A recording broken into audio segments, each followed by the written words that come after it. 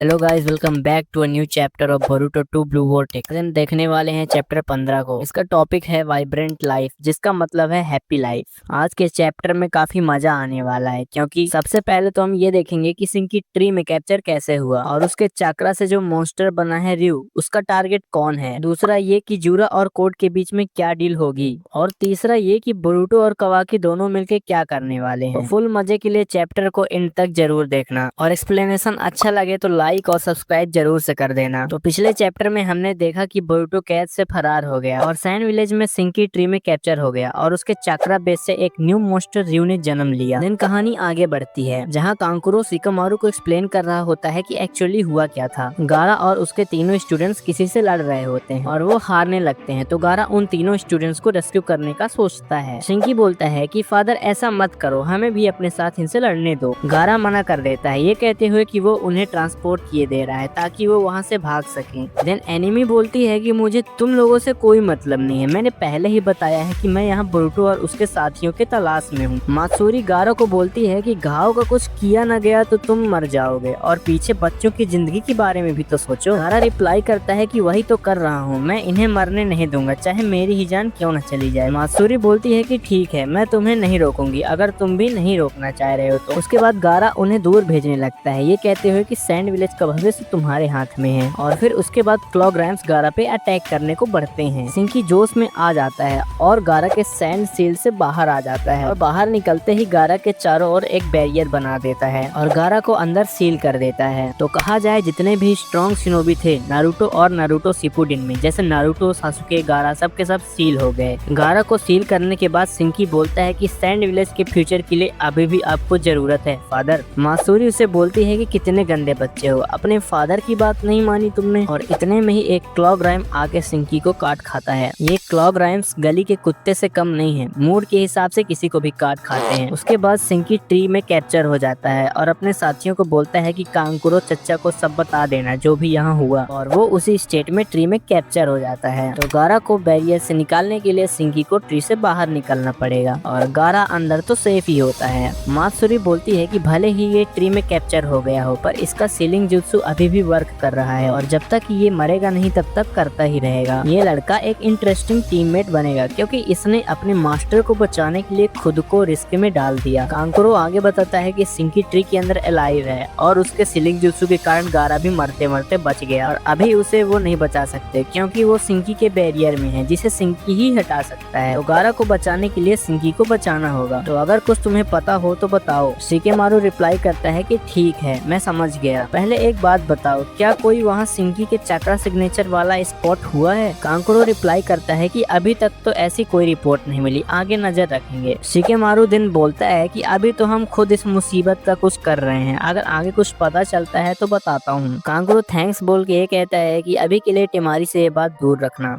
सारडा बोलती है कि तुम्हें नहीं लगता कि ये कुछ ज्यादा ही बढ़ने लगे हैं? शिकेमारू कहता है कि हाँ शायद। और सुनो, अगर बोरुटो तुमसे कांटेक्ट करे तो मुझे जरूर बताना, मुझे उसकी और इंटेल चाहिए। और वो लोग यस सर बोल के जाने लगती हैं, और एक फ्रॉग भी वहाँ प्रेजेंट होता है। इसका मतलब बोरुटो की बात शिकेमारू से हो रही होगी, कुछ कहा नहीं जा सकता। वहीं दूसरी ओर सिंकी के मॉन्स्टर को उसका नाम रयू दे दिया जाता है, और इस नाम को देने वाला जूरा होता है, जिसका मतलब है ग्रेन ऑफ सैंड। रयू बोलता है कि जूरा भैया, तुम मुझे अच्छे से जानते हो। मात्सुरी कुछ बोलने वाली होती है, पर रयू उसे शांत करवा के बोलता है डियर एल्डर्स, एक मिनट, और अपनी आयरन सैंड को बॉक्स की ओर ले जाने लगता है। बॉक्स में कोई छिपा होता है, वो उसे पकड़कर बाहर निकाल देता है, और ये जासूस कोड होता है। इससे पता चलता है कि रयू के अंदर सेंसरी स्किल्स हैं। कोड उसे छोड़ने के लिए बोलता है। रयू बोलता है कि अरे इसके साथ क्या है, ये इधर उधर जासूसी क्यों कर रहा है? जूरा बोलता है कि कोई बात नहीं, छोड़ दो उसे, वो कोड है, उसी की वजह से हम सब यहाँ हैं। जूरा कोड से पूछता है कि क्या कर रहे हो बे इधर? कोड रिप्लाई करता है कि क्या मजाक कर रहे हो, तुम सबको तो अभी ओत्सुसुकीस को डिवोर करना चाहिए, पर तुम लोग इधर बतियाते खड़े हो। जूरा बोलता है कि अभी पहाड़ जितनी चीजें हमें करनी है, जो डिवोर करने से भी ज्यादा जरूरी है। तुमने बोरुटो को ठिकाने लगाया नहीं ना, वो हम सभी का टारगेट है, तो खुद को फ्री समझो उसे मारने के लिए। कवाकी सफिशिएंट है एज अ फोडर। कोड बोलता है कि कैसे बात कर रहा भाई तू, मुझे किसे मारना है मैं देख लूंगा। तुम सब जाके ओत्सुजुकी को डेवोर करो और याद रखना चक्रा फ्रूट मेरा है, मैं उसे लेके इशिकी को इनहेरिट करूंगा as a new ओत्सुजुकी। Jura reply करता है कि मैं सोचता हूँ कभी कभी कि चक्रा फ्रूट जिसमें डेंस एनर्जी भरी पड़ी है, अगर उसे हम डिवाइन ट्रीज खा ले तो क्या होगा। कोड को अभी लग रहा होगा कि जिसको मैंने अगली पकड़ने को दी उसने हाथ ही पकड़ लिया। कोड गुस्सा होके बोलता है कि तुम क्या बोल रहे हो कि तुम मुझे धोखा दोगे, अभी तुम्हें सिखाता हूँ कि पेन क्या है। वो अपने क्लॉ मार्क के जरिए जूरा पे अटैक कर देता है, पर जूरा सिर्फ देख के ही उसका हाथ उसकी बॉडी से अलग कर देता है। जूरा बोलता है कोड को कि मैं तुम्हारा शुक्रिया अदा करना चाहता हूँ कि तुमने हमें फ्रीली सोचने की एबिलिटी दी, जिसके कारण हम ये मौज भरे दिन जी रहे हैं। वो जो टाइटल था ना वाइब्रेंट लाइफ, वो इसी के लिए दिया गया है। कोड दर्द में होता है। ये देख के जूरा उसे बोलता है कि तुम्हारी लाइफ में मोटिवेशन की कमी है, चलो मैं तुम्हें एक टास्क देता हूँ, जाओ और जाके बोरुटो और उसके साथियों को ढूंढ के खत्म कर दो और उसके बदले मैं तुम्हें चक्रा फ्रूट दे दूंगा, जिससे तुम्हारी जिंदगी रंगीन हो जाएगी। कोड अपने आधे कटे हाथ में क्लॉ मार्क्स लगा लेता है और गंभीर दर्द में होता है। मामूसी को कोड को दर्द से घसीटते हुए देख के बड़ी खुशी मिलती है। कोड गुस्से में बोलता है कि तुम लोगों को मेरे साथ ऐसा करने की हिम्मत कैसे हुई, तुम्हें मुझे दोबारा बताने की जरूरत नहीं है, मैं बोरुटो को और उसके साथियों को मार दूंगा और बदले में चक्रा फ्रूट ले लूंगा, ये डील है। जूरा मजे में बोलता है कि गुड लक, अब देखते हैं तुम्हारा भाग्य तुम्हें कहाँ लेके जाता है। कोड जाते जाते बोलता है कि ले लो जितना मजा लेना है तुम्हें, पर आखिरी हंसी मेरी ही होगी। रयू बोलता है कि इस गंदगी को दोबारा देखूंगा तो मार दूंगा। जूरा बोलता है कि हाँ मार देना, पर अभी तुम्हारी प्रायोरिटी कुछ और है,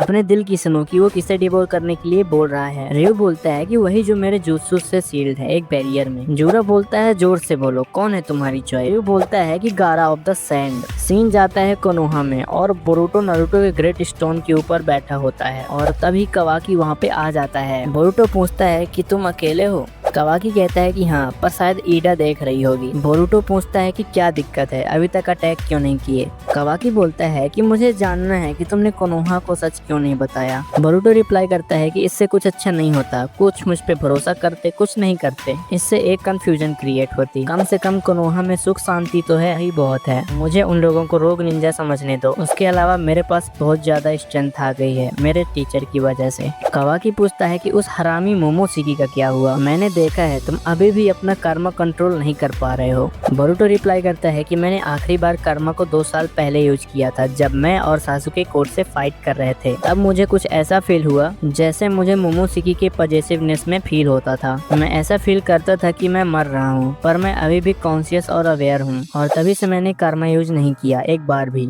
कवाकी पूछता है ऐसा क्या हुआ और किस कारण हुआ। बोरुटो बोलता है कि मुझे नहीं पता, वो पिछले 3 सालों से शांत है, पर ये पॉसिबल है कि कर्मा एक्टिवेट करने से वो इमर्ज हो सकता है। कवाकी बोलता है मतलब किसी तरीके से चीजें खराब हो सकती हैं। बोरुटो आगे बोलता है कि कवाकी तुमने ये तो शायद सोच ही लिया होगा कि डिवाइन ट्री पीपल कुछ ज्यादा स्ट्रांग है और उनका लीडर जो जूरा है उसे मैं अकेले नहीं हरा सकता, मुझे तुम्हारी मदद चाहिए होगी। कि कहता है कि टॉपिक मत बदलो, अभी हम मोमोशिकी की बात कर रहे थे। बोरुटो रिप्लाई करता है कि मैं कह रहा हूँ ना कि पहले डिवाइन ट्रीज का कुछ करना होगा, एक बार वो चले जाएंगे तो तुम मुझे मार देना, पर उसके पहले तुम्हें स्ट्रांग बनना पड़ेगा। तुम मेरे डैड के स्टूडेंट हो तो तुम्हारे लिए सही यही रहेगा कि उन्हें फ्री करके खुद को ट्रेन करो, पर ये एक ऑप्शन नहीं हो सकता क्योंकि इसमें तुम्हें बहुत टाइम लग जाएगा। कवाकी जो मैं तुम्हें बता रहा हूँ वो तुम्हें कभी न कभी पता चल ही जाता, पर जल्दी जान जाओ वही सही रहेगा। कवाकी बोलता है कहना क्या चाह रहे हो। बोरुटो उसे बताता है कि जाओ अमाडो से बात करो, वो तुमसे कुछ छुपा रहा है। मैंने तुम्हारे ऑफेंसिव एबिलिटीज में लिमिटर लगा के रखा है और डिफेंसिव एबिलिटीज को मैक्सिमम लेवल पे, कि वो बुढ़ा नहीं चाहता था कि मैं मर जाऊं। अमाडो सब देख रहा होता है और शौक हो जाता है कि इसे कैसे पता चला। अमाडो सोचने लगता है कि उस दिन एक टोड मिला था इसके पास से, कहीं कोजी जिंदा तो नहीं है। ये मानना मुश्किल है, पर अगर वो जिंदा है तो वो करना क्या चाहता है। एंड बोरुटो से आगे बताता है कि अमाडो को तुम्हारे कर्मा की जरूरत है, इसीलिए उसने तुम्हारी एबिलिटीज में छेड़छाड़ किया कि उसे लगा होगा कि कोड तुम पे जरूर अटैक करेगा और तुम मर जाओगे। अगर तुम्हें लग रहा हो मैं झूठ बोल रहा हूँ तो जाके अमाडो से पूछ लो। कवाकी बोरुटो को बोलता है कि सुनो, मैं अपना ओपिनियन चेंज नहीं करूंगा ओत्सुजुकी को मारने वाला, और ये 10 टेल्स ओत्सुजुकी की ही देन है, इसीलिए सबको मारना होगा चाहे तुम हो या मैं, पर हम शुरुआत करेंगे उन डिवाइन ट्रीज से, चाहे मुझे तुम्हारे साथ ही क्यों ना होना पड़े। बोरुटो बोलता है कि मुझे कम मत समझना ब्रो, और कवाकी रिप्लाई करता है कि हाँ हाँ चल ठीक है,